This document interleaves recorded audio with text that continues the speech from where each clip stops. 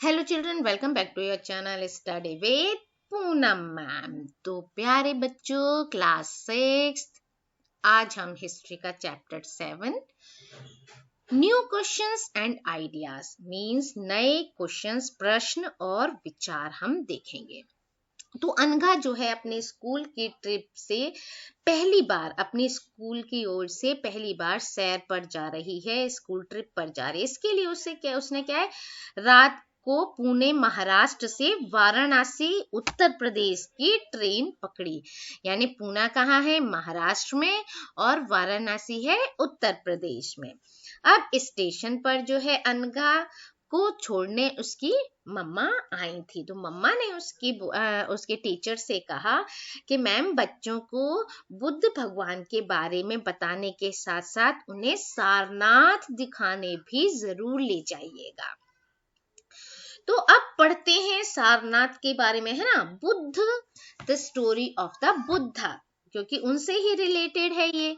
तो सिद्धार्थ जो है, इनको हम गौतम के नाम से भी जानते हैं, गौतम बुद्धा के नाम से भी जानते हैं, जो कि बौद्ध धर्म के संस्थापक थे, फाउंडर थे, है ना। उन्होंने ही बौद्ध धर्म को फाउंड किया था। अब उनका जन्म जो है वो लगभग 2500 यानी 2500 साल पहले हुआ था। उस समय की बात है। ये वो समय था जब लोगों के जीवन में तेजी से परिवर्तन आ रहे थे, चेंजेस आ रहे थे, है ना। हमने पिछले चैप्टर में भी देखा कि जनपद बन रहे हैं, महाजनपद बन रहे हैं, संघ बन रहा है, गढ़ बन रहे हैं, बहुत सारे शक्तिशाली हो गए हैं महाजनपद। कुछ दूसरों, फिर उन्होंने चारों तरफ से अपने को सेव करने के लिए बड़ी बड़ी दीवारें भी बना रखी है। तो इस तरह के चेंजेस आ रहे थे। तो हजारों सालों के बाद फिर से क्या हो रहे थे, जो नगर हैं वो क्या हो रहे थे, वेल सेटल्ड हो रहे थे, डेवलप हो रहे थे। तो गांवों के जीवन में भी बदलाव आ रहा था। जब शहर बदलेंगे तो गांव में भी चेंजेस आएंगे, वो तो सब जगह आते हैं। अब बहुत से जो विचारक थे इन चेंजेस को समझने का प्रयास कर रहे थे कि क्यों इस तरह के चेंजेस हो रहे हैं, और जीवन के सच्चे अर्थ को भी जानना चाह रहे थे। होते ना कि सभी की नहीं होती, कुछ लोग ऐसे होते हैं कि क्या है जीवन, क्या है, कुछ आध्यात्मिक टाइप के होते हैं। तो ऐसे ही ये थे। अब बुद्ध भगवान जो थे वो किस गण को, क्योंकि उस समय गण भी हुए थे ना, है ना, एक छोटे छोटे ग्रुप्स में क्या होता है, छोटे छोटे ग्रुप्स में चेंज हो जाते हैं। छोटे छोटे ग्रुप वाले जो सदस्यों का समूह होता है उनको गण कहते हैं, ऐसे ही छोटे छोटे एरियाज में। तो वो थे शाक्य गण के, है ना। वो एक छोटा सा था शाक्य जगह, उस गण के रिलेटेड थे, उस गण से संबंधित थे और क्षत्रिय थे। अब जब ये यंग थे, है ना, जब ये यंग थे तो यंग में ही इन्होंने क्या, इनको लगा कि ज्ञान की खोज की जाए। क्या है ज्ञान, है ना। तो इस ज्ञान की खोज में उन्होंने अपने घर की, अब भाई क्षत्रिय थे, राजा थे, गण के को बिलोंग कर रहे थे, तो उनको सुख सुविधा सब चीज मिली होगी, भाई बड़े आदमी थे। तो उन्होंने अपने घर की जितनी भी सुख सुविधाएं थी सब छोड़ दिया, राजपाट सब चीज छोड़ दिया उन्होंने।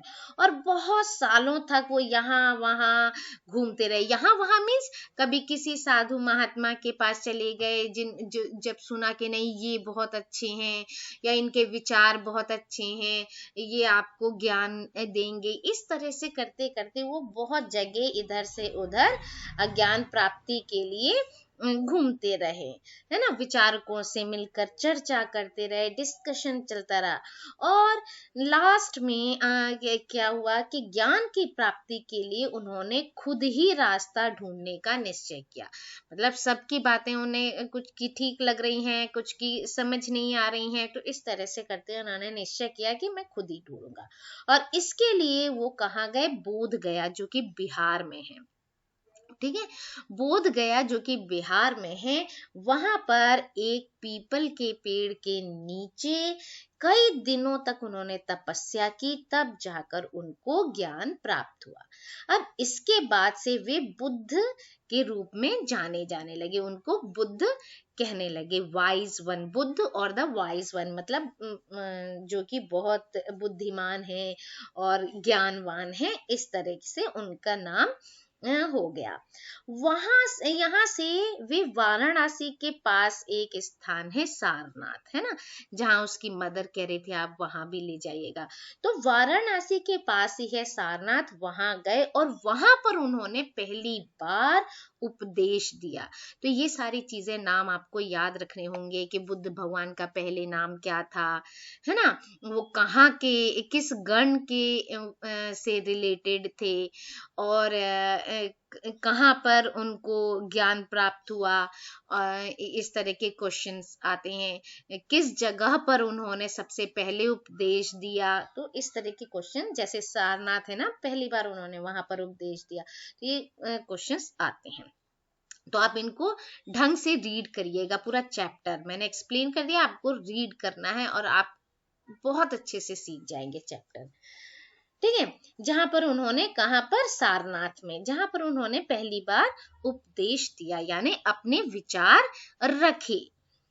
कुशीनारा में, कुशीनारा जो जगह है, और कुशीनारा में मृत्यु से पहले, यानी कि उनके मरने से पहले, उन्होंने अपना पूरा जीवन, कहां पर उनकी मृत्यु हुई थी, देखिए एक और क्वेश्चन, कुशीनारा, है ना, तो कुशीनारा में उनकी मृत्यु हुई, उससे पहले उन्होंने अपना पूरा जीवन पैदल चलकर एक जगह से दूसरी जगह, एक जगह से दूसरी जगह यात्रा की। और यात्रा क्यों की उन्होंने, क्योंकि ये यात्रा वो उपदेश देते थे, लोगों को शिक्षा देते थे, लोगों के सामने अपने विचार रखते थे, इसके लिए उन्होंने एक जगह से दूसरी जगह, एक जगह से दूसरी जगह पैदल यात्रा की। कोई ऐसे नहीं कि घोड़ा गाड़ी लेकर चलते हो, कुछ नहीं, पैदल यात्रा करके उन्होंने लोगों को एक जगह से दूसरी जगह, एक जगह से दूसरी जगह जाकर उनको शिक्षा दी, अपने उपदेश दिए, अपने विचार लोगों के सामने रखे। बुद्धा ने शिक्षा दी कि ये जीवन क्या है, कष्टों और दुखों से भरा हुआ है। हमें भी लगता है कभी कभी, क्या है ये, दिन भर पढ़ाई पढ़ाई पढ़ाई पढ़ाई, क्या करें, है ना, कितना वो लगता है। थोड़ा सा खेल लो तो मम्मा डांटती है, ये काम कर लो तो पापा डांटते हैं। तो ये सारी चीजें हमें भी लगता है ना कि कितना सफर करना पड़ रहा है हमको, लेकिन ये तो हमारे लिए अच्छा है ना। जहाँ हमको कोई गाइड नहीं करेगा तो हमें कैसे पता चलेगा कि क्या चीज पढ़नी है हमको, कैसे पढ़ना है हमको, तो इसलिए पढ़ना तो बहुत जरूरी है। तो बुद्धा ने कहा कि जो लाइफ है वो बहुत ही कष्टों और दुखों से भरा हुआ है, और ऐसा हमारी इच्छा और लालसाओं की वजह से होता है।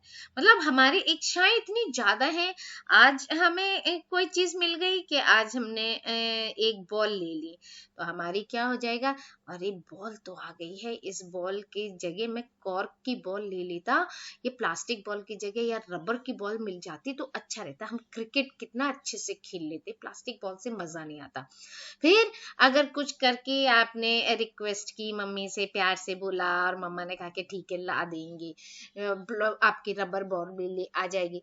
अब रबर बॉल भी आ गई तो फिर बोलेंगे अरे रबर बॉल आ गई, अब तो बैट नहीं आया। तो ऐसे हमारी इच्छाएं जो होती हैं, क्या होती हैं, बढ़ती जाती हैं। जिस स्टैंडर्ड के होते हैं, जैसे हम छोटे हैं तो हमें बॉल बैट, है ना, क्रिकेट किट, पूरा ये सब चीज चाहिए होता है। जो बड़े होते हैं उनकी और कुछ इच्छाएं होती हैं, वो अपना फुलफिल करना चाहते हैं। तो ये इच्छाएं जो होती हैं हमारी कभी फुलफिल नहीं हो सकती। भाई हमारी इच्छाएं तो अनंत है, आज ये काम हो गया तो कल दूसरा और कुछ चाहिए हमें, तो आगे बढ़ने के लिए। तो कभी कभी हम जो चाहते हैं वो हम ले भी लेते हैं, तो भी हमको क्या होता है, सेटिस्फाइड नहीं होते, हम कुछ और चाहते हैं, और चाहते हैं। तो बुद्ध ने क्या कहा, इस चीज को उन्होंने थ्रस्ट, तृष्णा, ठीक है, ये कहा, जिसको ये कहा है ना, तन्हा, थर्स्ट या तन्हा, जिसको हिंदी में तृष्णा कहते हैं, ये कहा उन्होंने। तो बुद्ध ने शिक्षा दी कि आत्म संयम अपनाकर हम अपनी ऐसी लालसाओं से मुक्ति पा सकते हैं, हम अपनी इस तरह की इच्छाओं से मुक्ति पा सकते हैं। कैसे? हम अपनी इच्छा पर संयम रख के, आत्म संयम रखकर ही हम आगे बढ़ सकते हैं। और उन्होंने और भी क्या कहा? उन्होंने लोगों को कहा कि दयालु बनो, है ना। वो मनुष्य, ना केवल मनुष्य के साथ, उसमें एनिमल्स भी आते हैं। दयालु बनो, जानवरों के लिए भी दयालु बनो, जीवन का भी रेस्पेक्ट करो। वे मानते थे कि हमारे जो कर्म हैं, हमारे कर्मों के परिणाम, चाहे वो अच्छे हों या बुरे हों, हमारे वर्तमान जीवन के साथ साथ बाद के जीवन को भी प्रभावित करते हैं। आज अगर हम नहीं पढ़ रहे हैं, नहीं लिख रहे हैं, नहीं समझ रहे हैं बातों को, तो क्या होगा? आगे चल के हमको ही तो प्रॉब्लम आएगी, हमारे मार्क्स कम आएंगे। तो इसीलिए अच्छा काम करोगे, देखो उन्होंने क्या कहा? गलत, बुरा करो, गुड और बैड। बैड ये है रहा कि हमने नहीं पढ़ाई की तो हमारे बाद में मार्क्स बेकार आएंगे, और फिर वही कि अरे क्या पढ़ा, कुछ नहीं। फिर अगर आप गुड, यानी कि आप पढ़ रहे हो, आप मेहनत कर रहे हो, खूब पढ़ाई की आपने, आगे चलकर क्या होगा? आपके अच्छे मार्क्स आएंगे, सब बोलेंगे वाह क्या बात है, कितने अच्छे मार्क्स लाए, बहुत इंटेलिजेंट है, बहुत स्मार्ट बच्चा है, आपको ही होगा ना। तो यही उन्होंने कहा, हमारा जो भी काम है, चाहे हम अच्छा करें चाहे बुरा करें, हमारे आगे की लाइफ को भी वो प्रभावित करता है। और ये सारी शिक्षा उन्होंने सामान्य लोगों की भाषा, जो लोग वो भाषा समझते थे, जैसे हम अभी हिंदी समझते हैं तो हम हिंदी में करेंगे तो ज्यादा से ज्यादा लोग समझते हैं, इंग्लिश है थोड़ा लिमिटेड लोग समझते हैं, तो है ना, इस तरह की चीजें थी। तो उस समय भी जो वो प्राकृत भाषा थी, उस भाषा में ही उन्होंने संदेश दिया जिससे कि सभी लोग समझ सकें। बुद्ध ने कहा कि लोग किसी शिक्षा को केवल इसलिए नहीं स्वीकार करें, मतलब वो शिक्षा दे रहे हैं, वो बात बता रहे हैं, तो इसलिए नहीं करें कि अरे उपदेश दिया है, ये तो बहुत महान है, इन्होंने उपदेश दिया है, इनकी बात तो माननी ही माननी चाहिए। नहीं, उनका उपदेश क्या बोल रहे थे कि बल्कि वो अपने दिमाग से सोचें, दिमाग से देखें कि उन्होंने ऐसा क्या किया है, क्या बोला है, अपने आप सोचो। ये नहीं कि हमने बोल दिया तो आपको करना ही करना है। आप ये सोचो कि हाँ ये सही बोल रहे हैं, गलत बोल रहे हैं, इस पर मैं चल सकता हूँ, सकती हूँ या नहीं सकती, इस तरह के काम कर सकते हैं कि नहीं कर सकते, अगर ये काम करेंगे तो क्या ये सही है। इस तरह की चीजें उन्होंने बोला कि अपने दिमाग से सोचो।